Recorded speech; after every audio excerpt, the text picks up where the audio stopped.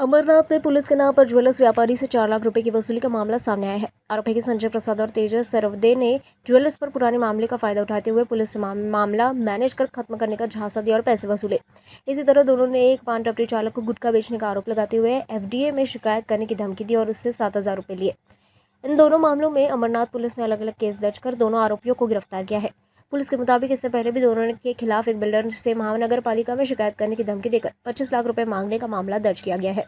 अब पुलिस इस पूरे मामले की जांच कर रही है और आरोपियों से पूछताछ जारी है। अंबरनाथ पोलीस स्टेशन येथे एका ज्वेलरच्या विरोधात तक्रारीच्या अनुषंगानं जी कारवाई चालू होती त्या कारवाईमध्ये कुठल्याही प्रकारची कारवाई न होऊ देण्यासाठी अधिकाऱ्यांच्या नावाने 5 लाख रुपयाची खंडणी मागून त्यापैकी 4 लाख रुपये जे आहेत हे प्राप्त केल्याची तक्रार आपल्याकडे प्राप्त होती।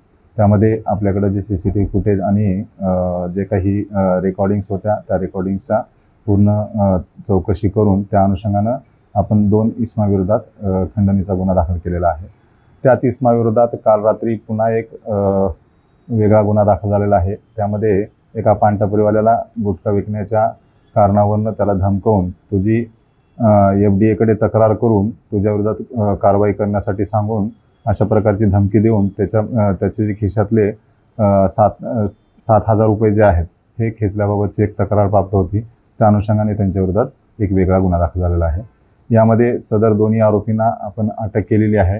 आज माननीय न्यायालयामध्ये त्यांना हजर करून त्यांचा पोलीस कस्टडी रिमांड आम्ही मागत आहोत। आतापर्यंत सदर आरोपीवर 3 गुन्हे दाखल आहेत।